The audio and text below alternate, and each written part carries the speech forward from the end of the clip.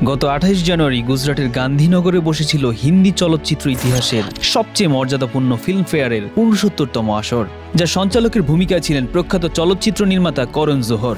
জাঁকজমকপূর্ণ এই আসরে উপস্থিত ছিলেন বলি ইন্ডাস্ট্রির সব রতি মহারথীরা, আর তাদের উপস্থিতিতেই হাতে তুলে দেয়া হয়ে গেল বছরের সেরার পুরস্কার।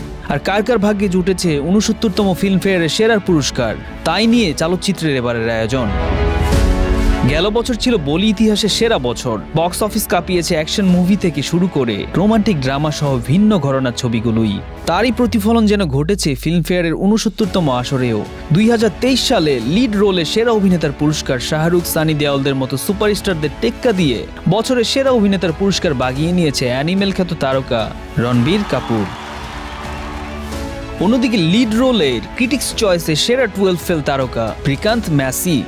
রকি আর রানী কি প্রেম কাহিনী ছবিতে দুর্দান্ত অভিনয়ের জন্য বছরের সেরা অভিনেত্রীর পুরস্কার গেছে আলিয়া ভাটের দখলে। এদিকে সেরা চলচ্চিত্রের জন্য জওয়ান, পাঠান, গাদার, অ্যানিমেল, OMG 2, রকি আর রানী কি প্রেম কাহিনীর মতো বক্স অফিসে ঝড় তোলা সব ছবির টেক্কা দিয়ে ৬৯তম ফিল্মফেয়ারের ট্রফি বাগিয়ে নিয়েছে বিধু বিনোদ চোপড়া পরিচালিত 12 ফেল সিনেমাটি। পুরুষ ও মহিলা বিভাগের সেরা প্লেব্যাক সিঙ্গারের পুরস্কার বাগিয়েছে ভূপিন্দর বাবাল এবং শিপ্লা রাও। বেস্ট মিউজিক অ্যালবামের পুরস্কার গেছে অ্যানিমেল মুভির দখলে। বেস্ট স্টোরির জন্য পুরস্কার পেয়েছে অমিত রায় এবং ফিল্মফেয়ারের সেরা অভিনেতা VFX এর পুরস্কার গেছে SRK অভিনীত জওয়ানের ঝুলিতে।